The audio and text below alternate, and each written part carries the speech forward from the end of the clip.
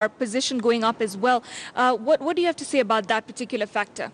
I think that's a very important thing for most investors, because if you think of private equity, most people come in to get a minority stake of a company. Yes. And that's the reason private equity in Kenya has gone up. It's number 3 in Africa, because those property rights of the investor have been protected. So I think that's an incredible step forward. Yes. But I think moving forward, because we always have to look at what's the position today and what's the position tomorrow. We need to get to a place where there's a lot more transparency. And we talked about transparency in doing business in Kenya, and how that can always be improved. And I think this is a step closer to where we need to be. Okay, so finally, one other factor that stood out was getting credit. 15% of an improvement within Kenya that, spiked in terms of getting credit. What do you have to say on that? That's the one that really surprised me, because almost every entrepreneur I speak to tell me ever since the interest rate cap was implemented well over 2 years ago, one of the challenges they're having is having access to credit from the commercial banks. Maybe it's become easier to get credit from foreign investors, but definitely from the commercial banking sector, more and more banks are lending towards government. Government is crowding out private business. So those are the things that I guess were causing the debate that we saw yesterday.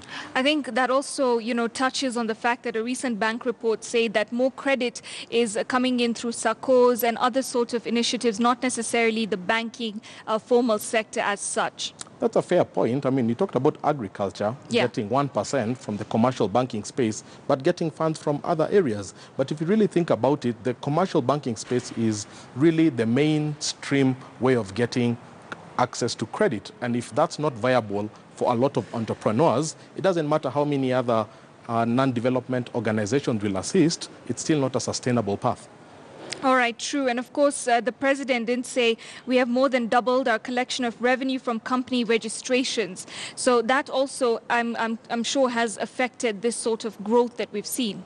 No, absolutely. In fact, they have simplified it, and you actually pay the single tax, which is you pay it at the very beginning.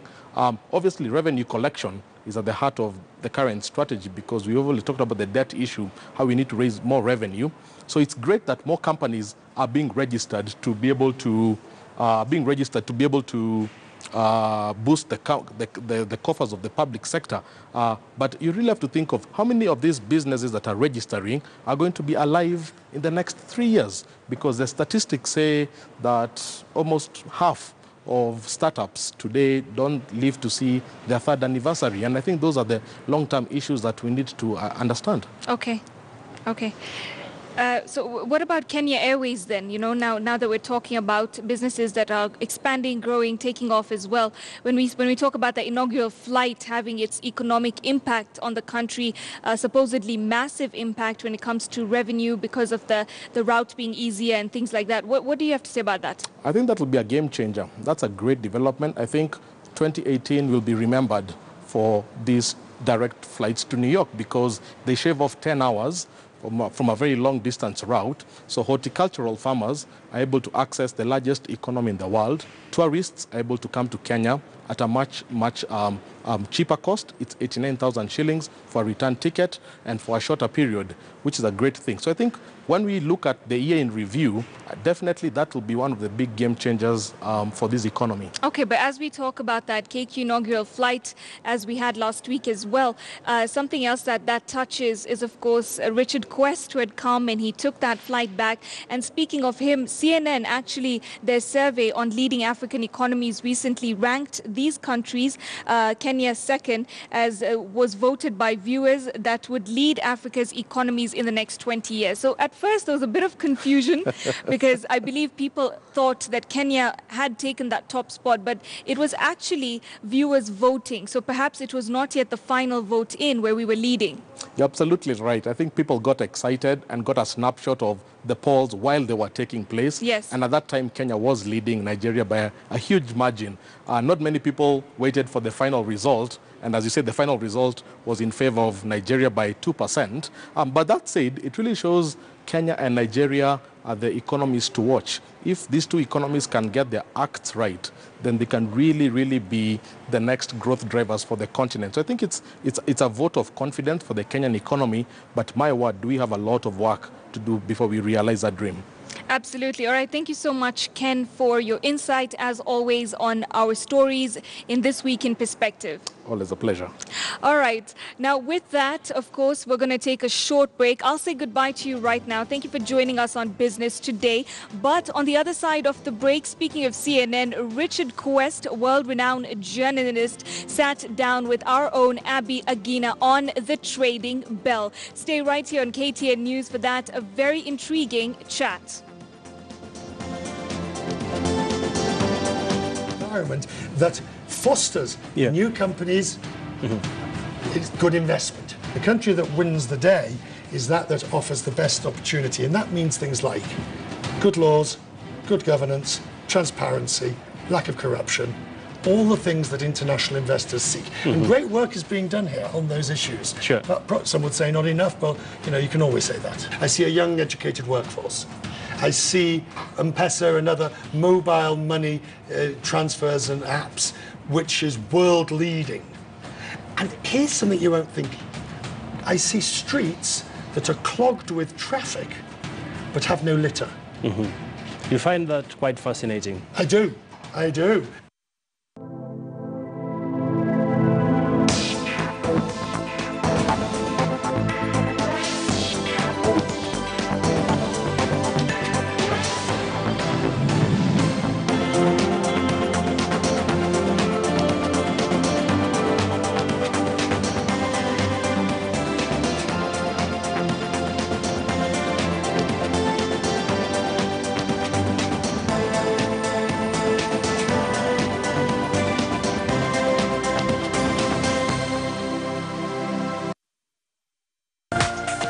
This is KTN News.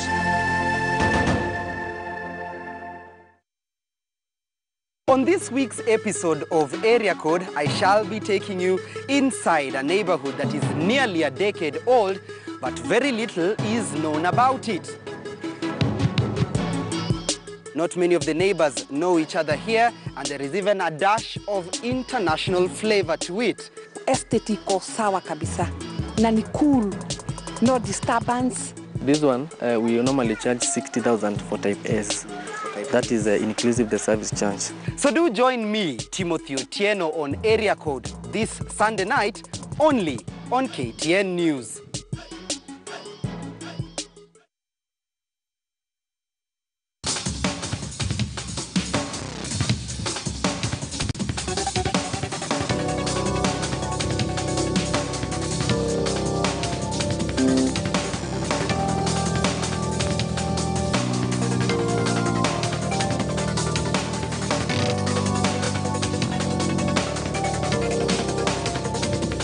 Let's get your business ready for today's challenges and tomorrow's opportunities with Safaricom Business Digital Solutions.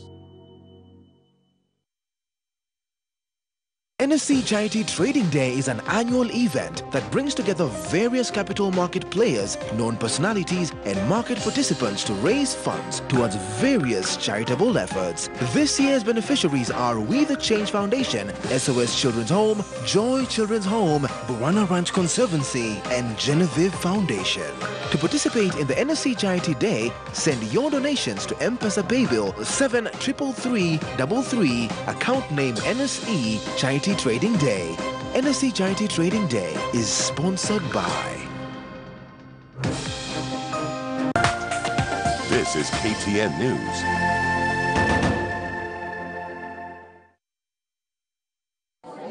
From where you sit.